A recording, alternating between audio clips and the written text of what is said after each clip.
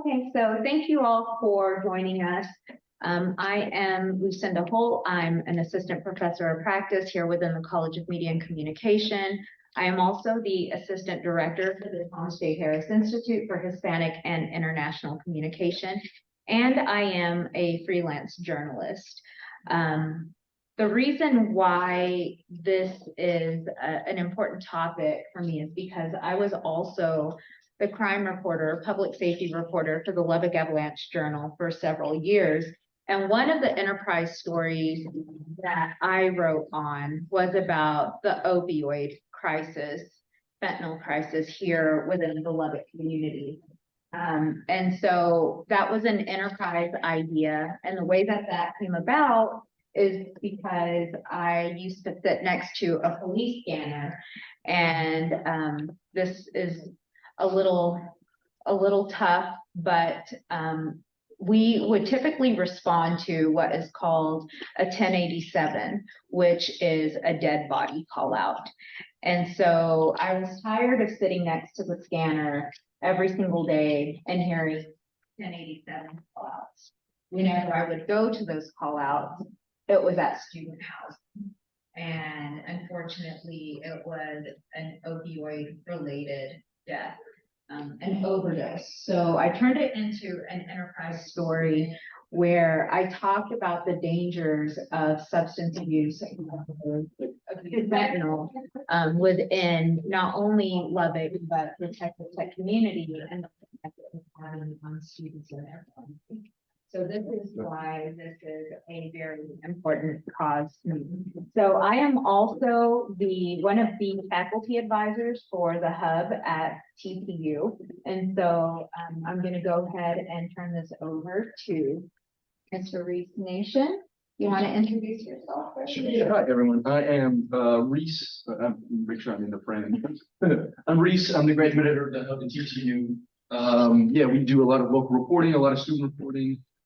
We're an independent online student publication. So even though we work here in the college, we are entirely independent when it comes to our editorial focus. And so we do a lot of enterprise reporting in the community and a lot of community related issues that not only deal with Texas Tech students, but also Lubbock residents too. So I used to work for a national publication too that was based in Washington, D.C. And you'd be surprised about the sort of public policy initiatives and the stories that we would end up writing about for a national audience when it came to the policy and goals of this and what elected officials were talking about when it came to this issue. So yeah, I think that pretty much everyone here in the room either knows a victim of the opioid epidemic or knows someone who knows someone who is a victim of the opioid epidemic. So yeah, I think it'll be really interesting to see what our guests for us today have to tell us about their work in this and their experience with and I would also like to recognize Dr. Kent Wilkinson, who is the director of the Harris Institute, and also Dr. Stephanie who is the other faculty advisor for the at TTU. So thank you. Thank you guys for being here. And without further ado, I will go ahead and introduce our guest. So if you can give an introduction, tell us a little bit about your background, you know, how you got to this position. So we'll start off with Detective Justin King. Okay, I work with the Lubbock Police Department. More specifically, I've been assigned to narcotics since 2015. Since 2017, I have been attached to the DEA unit here. More specifically, I work here recently, mostly fentanyl cases. We don't work the overdose cases specifically, but we do get notifications and we do take possession of the fentanyl drug in an overdose. And other than that, that's basically what I do from day to day with the fentanyl. Thank you. And so our second guest is Charlie Minn, who is a filmmaker, documentary filmmaker out of Manhattan. So can you tell us a little bit about your background? And Thanks, Lucinda. Yeah, so I've been making documentaries for 13 years. I'm up to 39 of them. They're all meant to inform, educate, raise awareness for change. I have an unexplainable fascination with Mexico, the people, the culture. Most of the films are bad news that I make in New Mexico. Tijuana and Juarez are my focuses, and I've seen the worst of the worst. What really got my attention in Mexico was when I read about a baby getting decapitated in Chihuahua, and that's when I knew, okay, all bets are off now. When you cross El Paso, when you cross San Diego, get ready for anything. And from the homicides to the drug corruption to the government, police, I've done ride-alongs with Sinaloa. I've actually been to Chapo Guzman's house. So what got me into the fentanyl crisis was two things. One of my favorite musicians is Prince. He died of fentanyl. So every time I hear Baby I'm a Star in 1999, it saddens me because we can't get that music again, or new music like that from him. Tom Petty from the Traveling Wilburys, one of my all-time favorites. He died of fentanyl. That, along with my fascination with Mexico, because most of the fentanyl coming into our country comes from two cartels who are at war with each other. Cartel de Sinaloa, which is led by Chapo Guzman. Now, supposedly he's in jail now, so it's being run by others.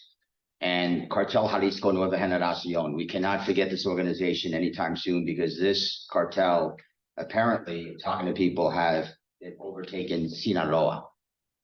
And the drug war in Mexico is so nebulous because 90% of the murders in Mexico are not investigated. So it really begs three questions. Who's being killed here, by who, and why? My biggest question with Mexico, and this will never leave me, is how many people that have died during the drug war in the last 15 years were innocent? I would do anything for that number. You ask anyone, and I'd love to get Ken's opinion on this. What percentage of those people are innocent? You have a number on this, Ken? I mean, like you said, there's a lot of obfuscation, and when a lot of the law enforcement organizations are compromised, you're not going to get a good number. So in Mexico, law enforcement, police, cartels, they're all like interlocked in some way. So just the other day, the former Tijuana police chief was assassinated in Tijuana. He came back to visit, and guess what? He had no protection. But when you're in this war and people are accusing you of taking a side, that hatred is lingering. So anyway, just to truncate this, that's what got me into this fentanyl documentary, was my unexplainable fascination with the drug cartels in Mexico and making victim-driven films like most of my films are. Mr. Minn, would you like for us to show your trailer? Okay, so just a warning, the trailer has some graphic images. So if this is something that you are uncomfortable with, you can leave the room, or if you're joining us on Zoom and you feel uncomfortable, it's okay to exit Zoom and join us.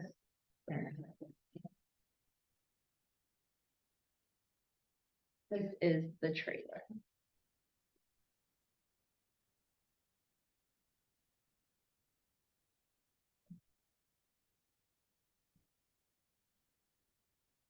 Fentanyl is killing more than 70,000 Americans a year.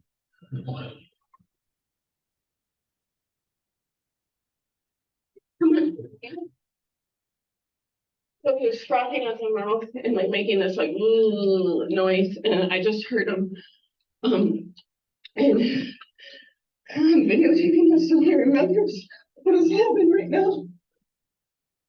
Come on, Tuck. Mama needs you, buddy.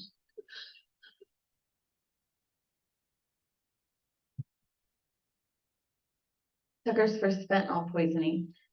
When I found him, his phone was laying there on the ground, and I recorded him because I wanted him to see like how awful and scary that is.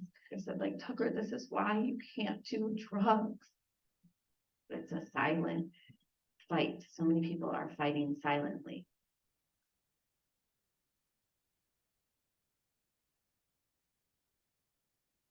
How big of a crisis is fentanyl today? We've never dealt with an issue this big before. Breathe. It's okay. I got you. Breathe. Fentanyl's changed everything. 1 kilo of fentanyl can make upwards of almost 1 million fentanyl lace pills on the street. How is fentanyl getting across the border so easily? In all means that you could even imagine. The sad thing is, some of them are being carried by the innocence of the people that are trying to come into the US. The cartels do use a lot of them to be the mules. Joe Biden, I believe, is in denial. I don't really understand his policy on the border. Mexicans die as we get high, and that's no lie. Do you agree with that? Yes, I do. So everybody gets affected.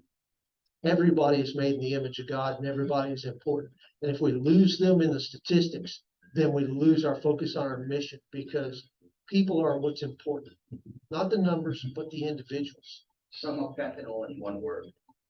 Poison. And it's poisoning our community. It's poisoning our minds. Sum up fentanyl in one word. Yeah.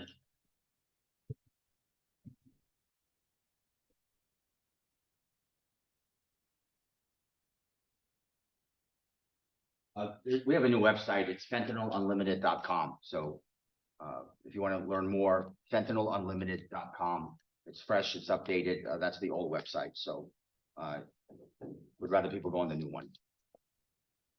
Okay, thank you for sharing that with us. So my first question goes to you, Mr. Minn. So what did you learn about fentanyl during the filmmaking process? Deadliest drug in the world today, hands down. And probably the most shocking thing I came up with is that most people who take it don't know they're taking it. It's being laced into cocaine, heroin, meth.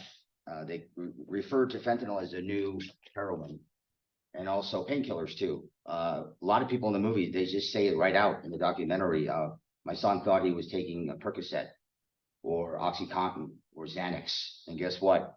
All it takes is 2 milligrams of fentanyl and you're dead in 1 or 2 minutes. And if you overdose and you're down on the ground, you better hope your friend has Narcan on him.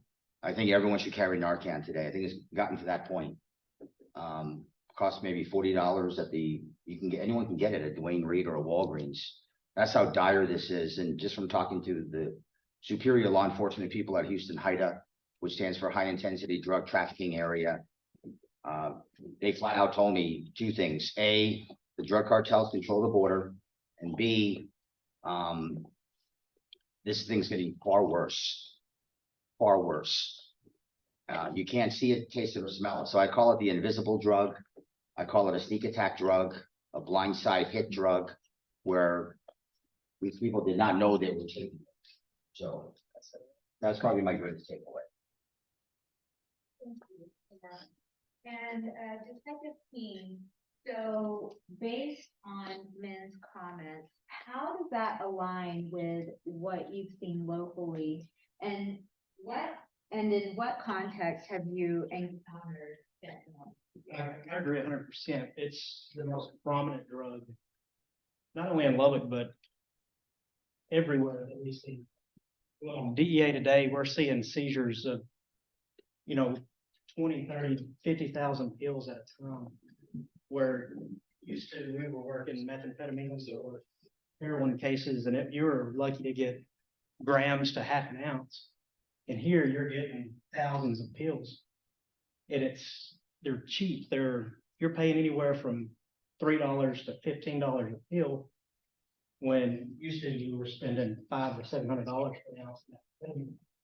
It's just so easy to get. And so you're not using the heroin and stuff anymore. They're starting to use pills. And you can hide the pills. We've always been taught, even as children, that pills help you. And so now, when you see a pill, you're not going to think that you're going to overdose and you're going to die. And with the pills, we don't know if there's a microgram of fentanyl in it, or if you have, 3 micrograms and you're dead. So, and the way we're actually seeing it now, I would say it's 80% of our cases at this point. here in this area. I think one of the questions that, because Mr. Minn has been speaking to classes during his time here, one of the questions that kept popping up in my classes, students were asking why. Why would somebody lace marijuana with fentanyl, or why would they, cut Xanax with fentanyl? Because it's so addictive. It's one of the most addictive drugs out there. I mean, you're talking about smoking one pill and they've got you. So a tech student because now we're actually starting to see the blue M30 pills that you saw in there. Now we're starting to see the Xanax pills that are laced with fluorofentanyl and fentanyl. And just last week we got Adderall pills, and they're also laced. So now, Adderall is going to be more prominent, more or less on a university campus, just because people want to stay up, they want to study. And you go to somebody that gets it off the street and they smoke it one time and now they're addicted. And maybe the student had never done drugs in his life, but now he's going to become an addict because he's addicted. So I guess my next question, I will piggyback off of that. And my next question is for you, Detective King. So are fentanyl testing kits legal in Texas? Yes, we field tests all the time. What about for purchase? I know some students have mentioned purchasing fentanyl testing kits through Amazon. Is that legal for personal use? That I don't know, but they probably wouldn't. I don't know if I would trust them 100%, just because I don't know anything about them. Also, in the trailer that we saw, we saw an officer down and his partner assisting them. So what are the dangers with fentanyl as far as, for a public safety risk? Again, it's going to have to get in the body cavity somewhere, somehow. It's just not going to be on his uniform. He's going to have to touch the uniform and then rub his eyes, touch his mouth. It's going to have to get into his system somehow. So when it first came out, it was like if you're anywhere in the vicinity of it, you're going to fall out. It's not 100% like that anymore. We've been dealing with it longer, because in Lubbock, we didn't start dealing with fentanyl until 2017.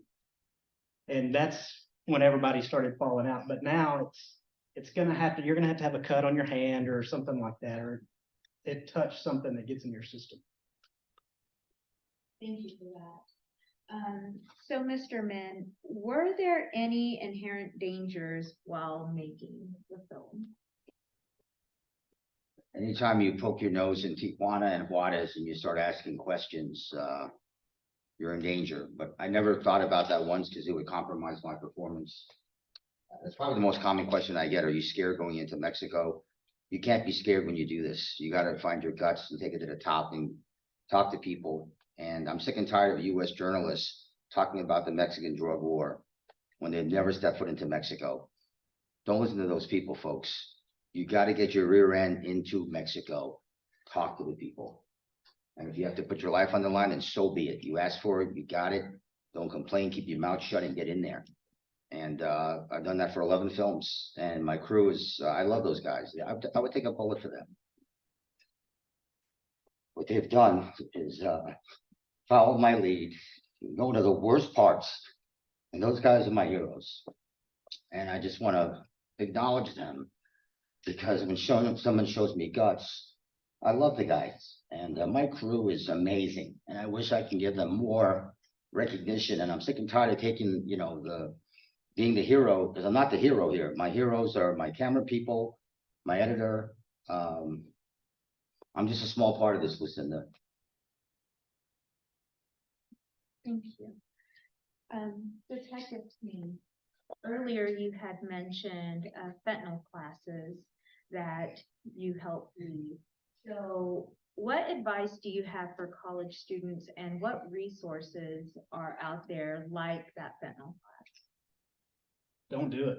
I mean, if you talk to any addict that's ever recovered that's the first thing they're gonna tell you is the best advice I can give you is don't do it.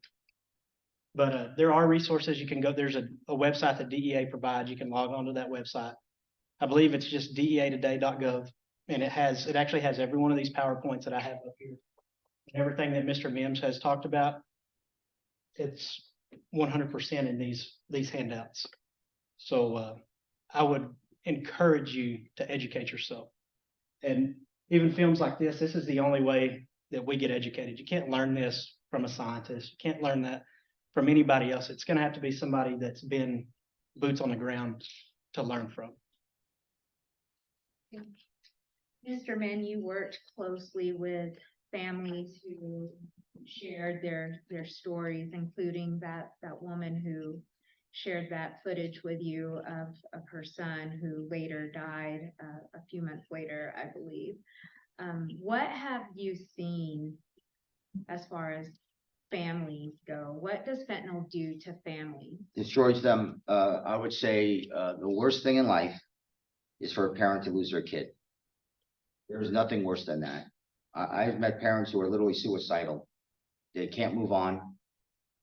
Somehow they wake up and they put on a fake smile, go about their business. Best advice I can give a grieving parent is stay busy. Because I was grieving for a while, and I still am. When my dad passed away of pancreatic cancer, I said, I'm gonna have to stay busy or I'm in trouble. I gotta stay busy. I gotta keep moving. And there's no word in the English dictionary for a parent who loses their kid. And I think there should be one. We have widow, we have orphan. We should have a word in the English dictionary for a parent who loses their kid so we can connect more with them. And I don't know how these parents do it. I've done a lot of mass shooting documentaries, and this is one thing I came away with. A parent who loses their kid to fentanyl, I think takes it harder than a parent who lost their kid to a mass shooting. Because a mass shooting, that's almost like a fluke. We could be anywhere and be the target. You could have been at that Walmart in El Paso, August 3rd, 2019, and when that killer from Dallas drove, the criminal who hated Mexican people, walked in and started shooting everybody, what can you do about that? Well, with fentanyl, I think the parent feels as if I should have seen it coming. I should have seen the signals, the hints, the warning signs, and I didn't step in. I should have taken charge of the situation, like Columbo solving a murder case. You got to take charge here. You're the parent. You got to talk to your kid, see where they're going, or maybe don't even allow them to go there. So that to me is the hardest thing of all the films I make. I tell you, when I interview a father or mom who loses their kid, about an hour before the interview, and I'm not trying to make this sound about like it's about me, because it's not, I start feeling heat because I know what's coming. And I'm sure there's a lot of parents in here, and that's the worst, is when a parent loses their kid. Thank you. Detective King, from your background and experience, what have you seen fentanyl do to families? Specifically, we've had in our class that we also teach, we have video of she was a salutatorian from a school in this area. She overdosed.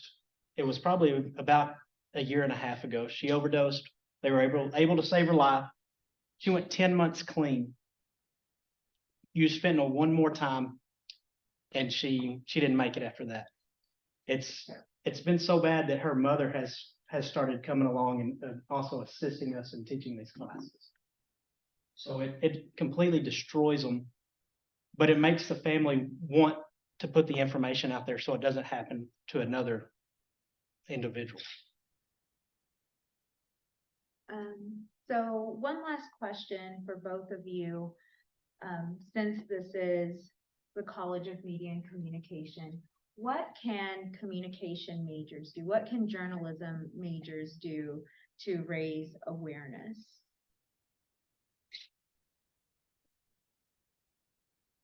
For that, they can be truthful. Once they can find out the facts and they can be truthful and they can put it out, it's easier to not sugarcoat it and let people know exactly what can happen to you. Perhaps one student in this school could go to the border and really get down and dirty about it. Who is that student who's got the balls to go to the border? Laredo, Eagle Pass, Tamaulipas, El Paso. Go in there and start digging and find out, why is this fentanyl getting across so easily? There's got to be someone in this school that could do that. I don't know who it is, but maybe we have a future Barbara Walters or a future Sam Donaldson or a future Dan Rather who found their guts, went down there and started digging around and figuring out why are families being so devastated in the United States of America. And so now I'm going to turn it over to Mr. Reese Nation, who has a couple of questions. Sure, yeah, these were some questions that we had taken from audience of the members of the audience rather before we started recording. So the first one we should pose to Detective King, I feel. Given that in the media, well, citizens read about usually when it has to do with fentanyl, besides overdose deaths, is when there are drug busts in Lubbock. And some of them have become sort of more frequent in recent years. Can you tell us about what role you've played in a drug bust, what one is like from the officer's perspective, and what normally happens after that? Considering that you're speaking about a drug bust, you're talking about us executing a search warrant on a residence. Right, yes. At that point, for what I do, it's our case is already complete. We're serving a arrest warrant that's somebody's been indicted on a case. So at that point, luckily we have a SWAT team here that they execute our search warrants. We go in, we clear house, and we search for any contraband or anything related to the case. And anything that we find after that just goes on to the USA for prosecution. What are some examples of like fentanyl associated paraphernalia that an officer might seize? I imagine something like pill press and stuff like that. Yes, you can find a pill press. We haven't found a pill press here in Lubbock because we're so close to Mexico. They're so cheap. I mean, you can drive to El Paso in 5 hours. There's no use in trying to buy binders and getting the fentanyl from China. There's no reason to do that here. It's too cheap to get it there.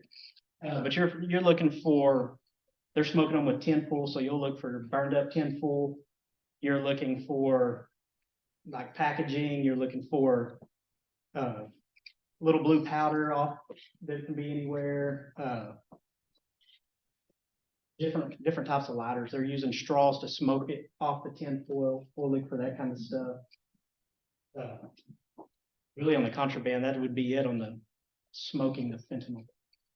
Can you give us an idea as to your estimation, like how many people are affected by fentanyl or opioid addiction on a daily or monthly basis? Like, is it in the hundreds of people in Lubbock? I couldn't answer that correctly. There's no way that I could answer that. I'll pose the same to Charlie then. You've seen the bigger picture. You know how this affects people at the statewide and national level. How many people daily around the country are affected by fentanyl or opioid addiction? 150 Americans die per day. And that's minimum. Those are reported deaths. Can you imagine what's not being reported? 25% of Texans have suffered an opioid overdose or know somebody who has. That is alarming. That is disgusting. And people say, why Texas? Well, look where we're located. I mean, we're the victim of our location. We're close to the border, and it's just coming through it. An elephant can walk in today undetected. It's that bad. And we have to get control of our border. I don't mean to get political here. I'm independent. I just need our country to wake up. We have too much lip service in our country. We have no results. We need action and we need change. Too much lip service going on. I'm sick and tired of the lip service. Get it done. Stop talking about it and just do it. And right now our border is too loose and it's killing so many people. Right, yeah, so, you've been critical to a lot of the government response to this issue, but in Texas, they passed what was known as House Bill 6, which will allow prosecutors to pursue murder charges in some cases of overdose deaths, specifically if they're related to fentanyl in certain cases.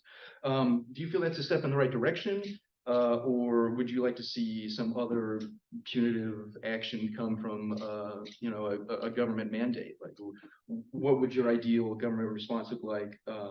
And are you supportive of states making other legislation like that allows murder charges to be pursued in fentanyl deaths? It's a starting point.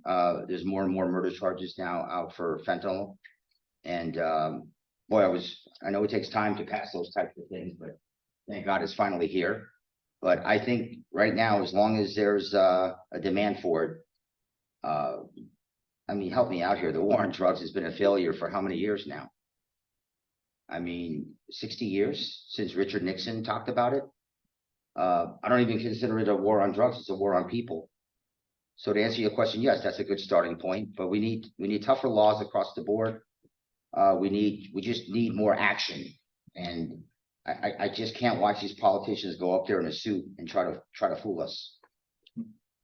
Detective King, do you have any comment on that sort of response to this? Does that make an impact on your day-to-day as a detective in your line of work? It does. It's new.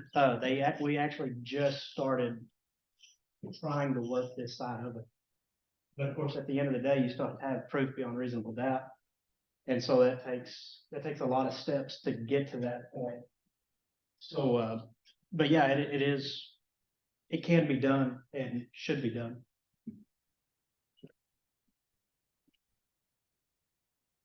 Okay, so I guess at this time, we will go ahead and open the floor to any questions that you may have.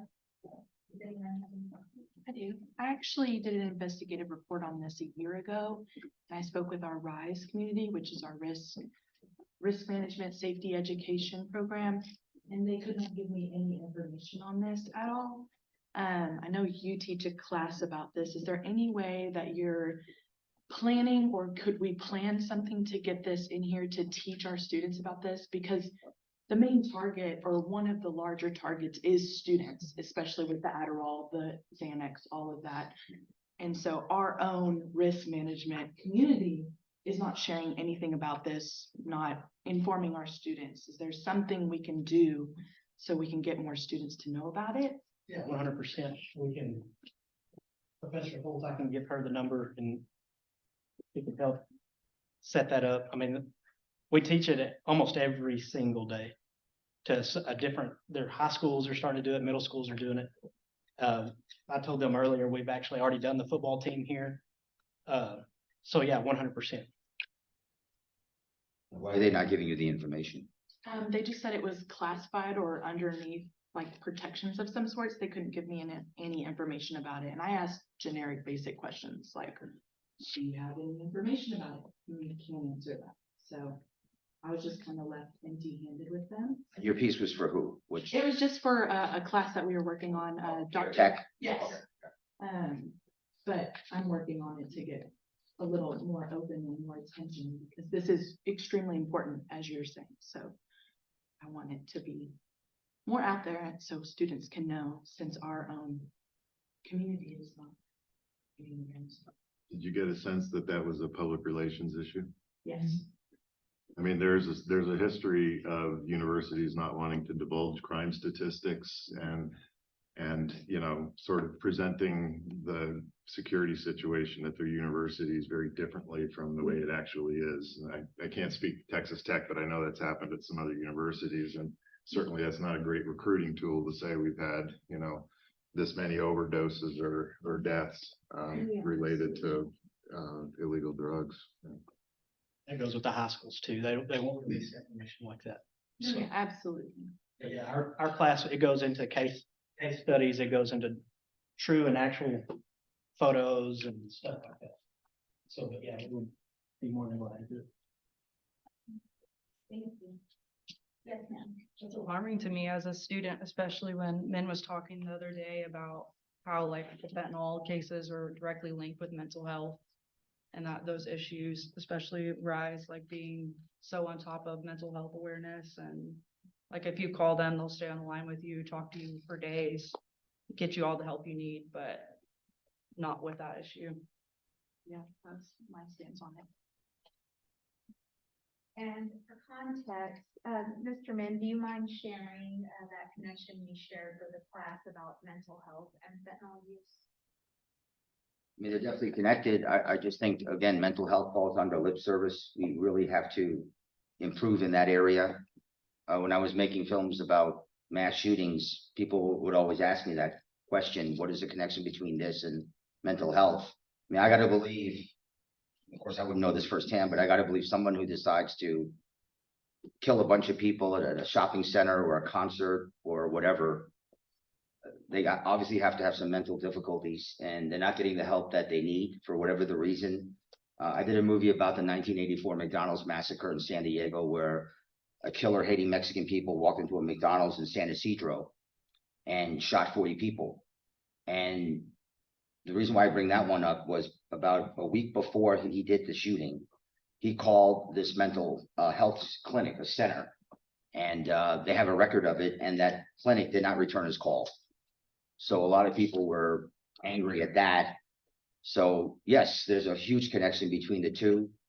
And I think we've done a poor job overall as a country, putting more of a focus on that. Instead, Americans are fighting over gun debates all the time. Any other audience questions? I have two questions. The first one is, what is the difference in those that are seeking out some kind of opioid and getting the fentanyl versus like people who are just being accidentally exposed to it? Is that a big difference, or are they about the same number? Probably well, yeah, probably about the same, because it's, you know, you're going to get the fentanyl now, unless you're just an innocent going to buy an OxyContin or an Adderall pill or something like that. There's two different types of people that use it. You have your junkies over here that are going to buy it and they know what they're getting, and then you have the innocent that maybe want an Adderall pill to stay up late to study, or a Xanax pill or something like that, and they're getting a counterfeit pill. What about those that aren't even seeking out anything like that, but are getting exposed? So I don't know if y'all are all familiar with the linebacker from University of Texas that died. Yes, it was fentanyl. He wasn't going for that. He wanted to study. He was tired, and it was a counterfeit pill. So you just don't know. But if you have somebody that smokes 10, 15, 20 fentanyl pills a day, they know exactly what they're going to go get. Mind if I just piggyback off that before you ask your second question? So would your advice be, if for anybody who needs to get a pill of some kind, to simply absolutely not even go towards the street route, but get it through a pharmacy, even if it means costing more money, et cetera, like that? 100%. Yeah. You should always go seek Yes, of medical course. assistance before you go and just buy a pill off the street. Right. Because you don't know what you're going to get. But there's absolutely, that is just hard line. There's no sort of instances that you found where they're safe. This isn't going to be a scientific number, but I would say over 98% of the pills that you buy off the street are going to be a counterfeit pill at this point in time. Yeah. I think it's also important to note that a lot of people are afraid to report on fentanyl if they're around it, because they're afraid that they're going to get arrested.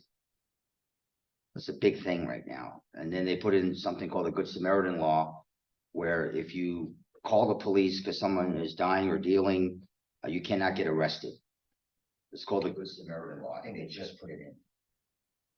So it's just something to think about. So a lot of people don't want to, someone's dying, they're afraid that they'll get into trouble. So that's why it's underreported also. I have a quick question on Zoom, sorry. I know you mentioned with pills maybe on the street, is there any sort of indication that something's been laced? Is there any way that someone that went out to go buy, maybe an innocent person that went out to go get Adderall to study, is there any indication that a pill that they bought from the street has been laced? I would say no. The pamphlets that we have in here, there's photos of an original, and then there's one of a counterfeit, and they're almost identical. So, and I would say even a pharmacist just glancing at them would not be able to. They're using the same presses, they're using the same emblems on the press, they're using the same color binders. It's just going to be almost impossible to tell.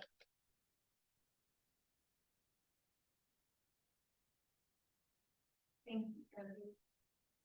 Any other audience questions? This is for Mr. Minn. When you would go in and interview and kind of dig around when you were in these really dangerous places, like, I guess, like, in terms of like your identity, was that something, I mean, obviously you said it wasn't something that came up, but like, I guess like, how is that in a way, how do you like protect yourself in that way? Like, I really don't. It's me and my camera people. I don't hire bodyguards. Right. So, and in Mexico, you gotta be careful. The bodyguard you hire might want to kill you. yeah. I did a movie about Julian Laziola Perez, the former Juarez and Tijuana police. He survived 8 assassination attempts. And he talks about how when he first got to Juarez, the rival cartel sent him a human head and said, "Welcome to Juarez, Mr. Laziola, let's talk." And he went to the press and he said, "I will meet anyone on the street right now and shoot you in the head." Never met anyone like this before. And Laziola, my point being, he would sleep in his police office for the first couple of weeks until he found a place to live and everything. So he was living, I think, in the bathroom. He slept in the bathroom. And they had a guard out in the front. And he told me in privacy, he goes, "I never trusted that guy." And I know the federal police were trying to kill him at least 5 different occasions. So can you imagine? But to answer your original question, I don't have the money to hire a bodyguard. I mean, I do have it, but I'm not going to spend it on that, I should say, because I think if somebody really wants you dead, you're as good as dead, because they'll find an opening somehow. I think I always thought that if somebody wants you dead, you're as good as dead. They'll find an aperture somewhere. I mean, there's a lot of smart criminals out there. I study them for a living. I mean, America's Most Wanted was a great position for me to study criminals. It's too bad they canceled the show, because that was a criminal's worst nightmare, was to be profiled on that show. But yeah, I've always thought that if somebody wants you gone, there's just so much you can do.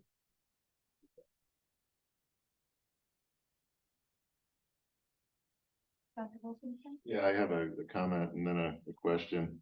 I just want to remind folks that, this discussion is focusing a lot on, the cartels and assassins and all the negative stuff in Mexico, but the vast majority of people are peace-loving, kind folks who are just in a very unfortunate situation. In fact, I was just reflecting on a conversation I had probably about 3 or 4 years ago now with some dear friends when I was in Mexico, and I asked them, what are you going to do about this cancer? Like, what are you going to do about the narcotraficantes, right? They've taken over your society. I think you described it very well, all these different layers of influence and infiltration of major organizations in the government. And basically, they said, nothing, we're just going to try to accommodate them and get along. And I think, as an American, my response is, what are you talking about? Like, we stomp out the bad, we'll take the fight to them. But I think there's kind of a realization that that's very hard to do. And it's just going to lead to, a continuing of 10,000s of dead innocent people every year as a result of the drug wars. So we need to, I think, keep that balance, because oftentimes the media representations focus on the negative, focus on the, like the cancer within society, as I mentioned. I just the other day got back from Ecuador, where I was for a few days on work. And unfortunately, they're slipping into a very similar situation, because Mexican cartels are there for the North American market, and Albanian cartels are there for the European market. They have a lot of unprotected coastlines. So what's happening is cocaine that's coming in from the south in Peru and from the north in Colombia is getting transshipped through there. They've lost control of their prison system. The gangs run the prisons. So it looks like maybe, Mexico 25, 30 years ago. And if you've seen Narcos, some of that early stuff, it's really sad, because there are so many innocent people who just want a peaceful, good life, who get affected by it, kind of indiscriminately. And somewhat related to that, my question is, we tend to focus so much on the supply side, the Colombias, the Mexicos, et cetera. But, the way market economics works is there's no supply if there's not sufficient demand. And we've had steady demand, since, I don't know, forever, I guess, the beginning of the 20th century for illicit drugs. And, here we are still with the same kind of problems. It's like you get a new drug. For a while it was, crack cocaine. It was, heroin was really bad in the 70s, and, yada, yada. Now it's fentanyl. But from your perspective, how do we deal with the demand issue to reduce the you know, the market. There's not as much demand, the supply is gonna go down. It's just the way it works. Dr. Wilkinson, we've been the leading consumer of illegal drugs for how many years now? I mean, what's worked? Nothing.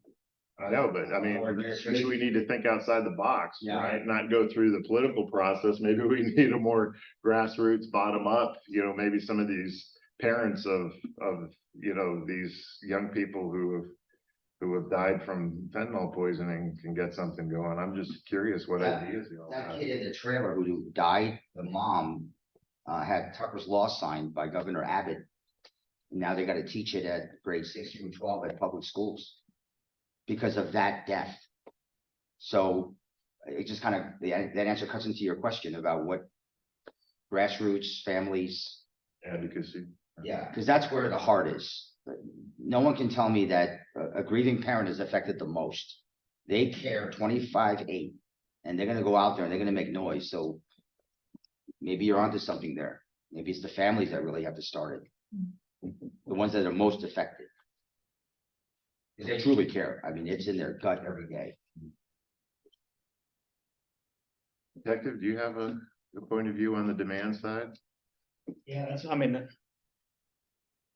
education and getting people the correct help. I mean, we've always had hospitals and stuff to attempt to help addicts, and sometimes they work and sometimes they don't.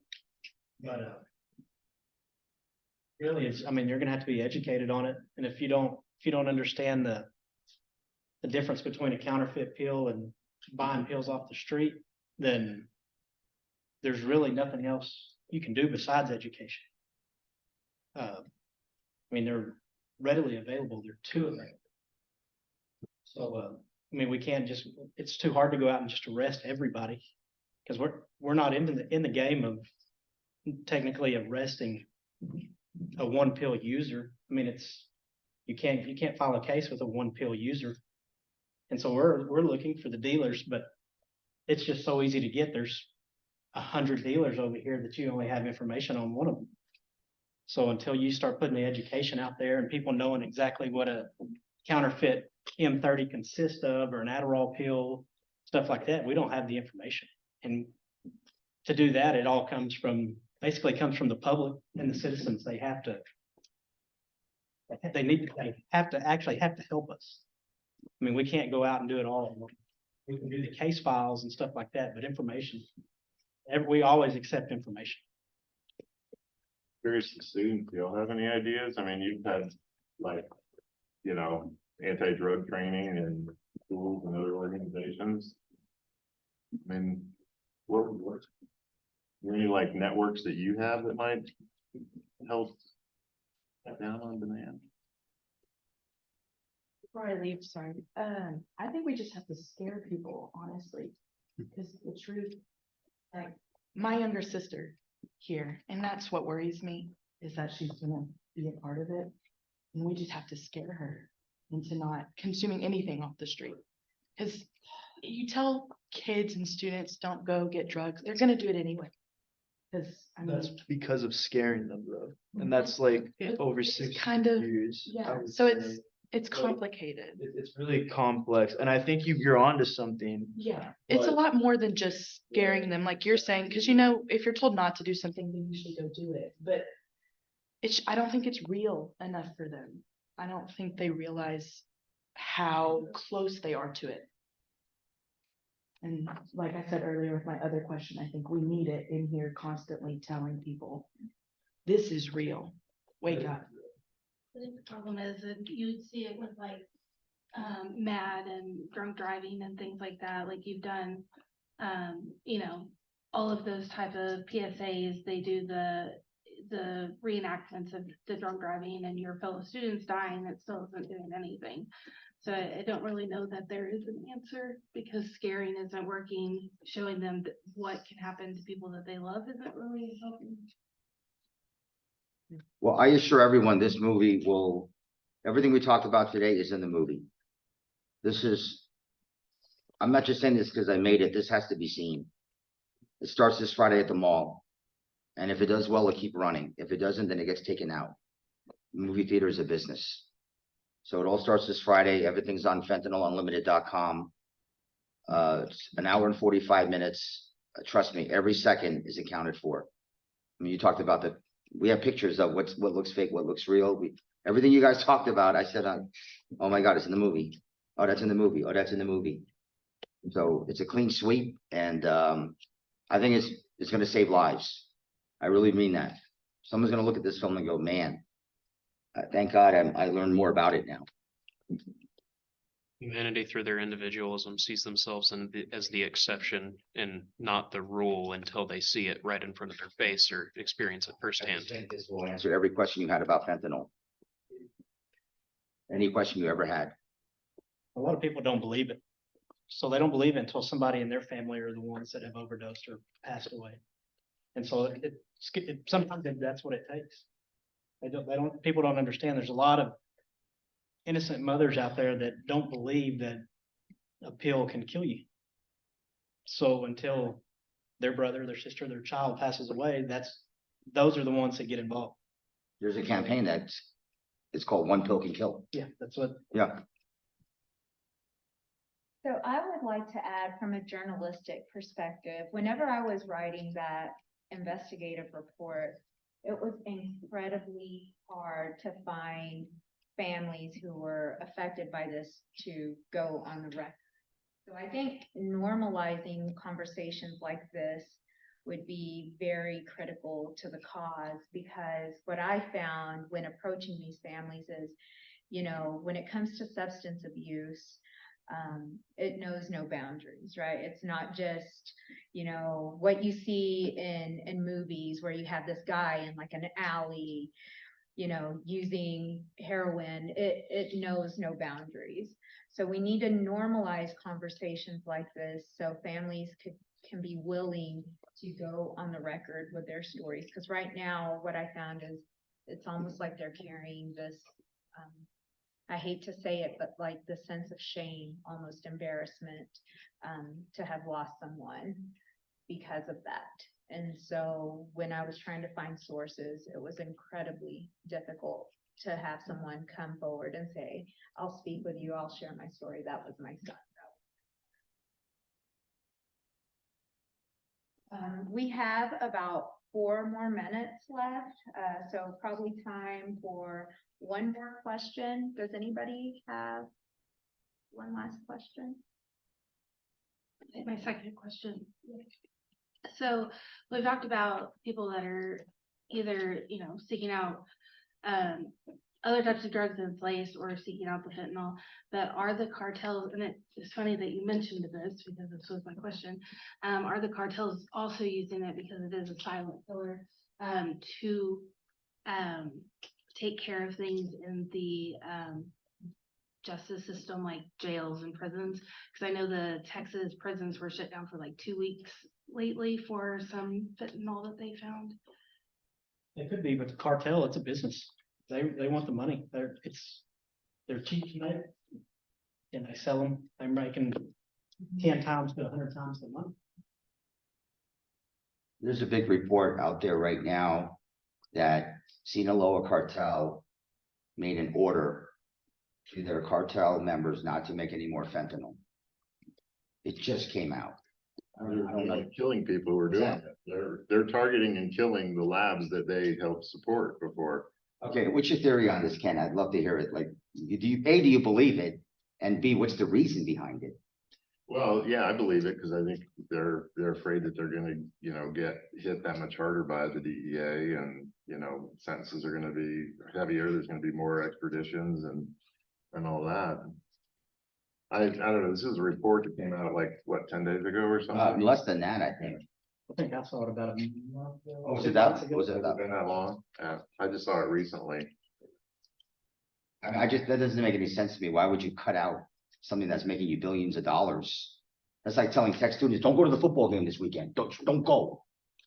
I mean, am I missing something here? Why would they cut that out? I got the impression, and this is based on the reporting, that they'd sort of lost control over some of it. Like they had trained so many different labs that ended up becoming independent how to make fentanyl, that they didn't have control over it anymore. So I think both for financial and security reasons, it's in their benefit to reduce it. But again, that's based on reporting. Can see them taking out competitors. One of the cartels afraid of anyone. Chapo was shivering in jail. Oof. I mean, I don't know, just $1 billion business is caving in. I don't know, I'm skeptical of that. Just like I'm not even sure if that's Chapo in jail. They took polls, you know, about these polls in Mexico City, and the LA Times did a poll. More than half think it's not him. And I've been saying it for 10 years and people think I'm nuts. No way that guy could get caught. There's no way. I went to the Miramar Hotel. I got kicked out of there in Mazatlan. And as soon as they saw my camera, they go, "Ow!" They go, "Ow!" I mean, they didn't want any part of it. But people think I'm nuts, but that's okay. It's Mexico. You just don't know. And I agree with you, Ken. 90% are beautiful people. Who get painted, you know, it's kind of like Texas. I mean, Texas has a terrible reputation outside the state. I'm sorry to say that, but because of what gets reported, the impressions of people in other parts of the country, other parts of the world are quite skewed. Not very representative of who, you know, actually lives and works and, you know, loves the state.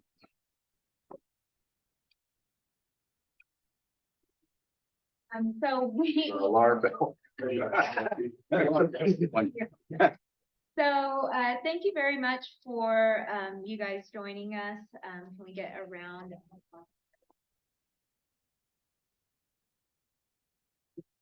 Is there anything that either of you would like to add? I just hope people can share the website and support the film. I don't know how well it's gonna do. I went into Albuquerque on Saturday. The screening was Monday, and in 2 days I was able to fill the theater. So I don't know if I can do the same magic in Lubbock. I need your help. I mean, I'll just come out and say it. I need your help. FentanylUnlimited.com. Big thank you to Lucinda. I'm not here if it's not for her. She's the only reason why I'm here. I wasn't even gonna come here. I was gonna go back to New York. My mom needs me right now. But I said, this is the last leg of the trip. I got an email out of nowhere. And before you know it, I'm talking to 10 other classes, and they've been directly impacted. The students really saw it. So it's just, I think it's important to always informing, educating, and raising awareness. Yeah, take these handouts, and like we said earlier, the class, we're more than willing to come up here. Whether you fill a classroom or not, we can do it multiple times. It doesn't matter. I mean, we can do it 5 or 6 times in a day. All it takes is just out and do it. And we'll be good. You teach it yourself, don't you? There's me and there's 4 other people out of our, I'm attached to a HIDA unit. Okay. And we come and teach. So should I reach out to Leah? No, he has nothing to do with it. Okay. I'll give you a phone number. Okay. Her name's Melissa Roscoe. Oh, okay. At the tag. And she'll get it. Okay, sounds good. All right. Well, thank you guys. We appreciate it. Thank you all. Thanks for coming.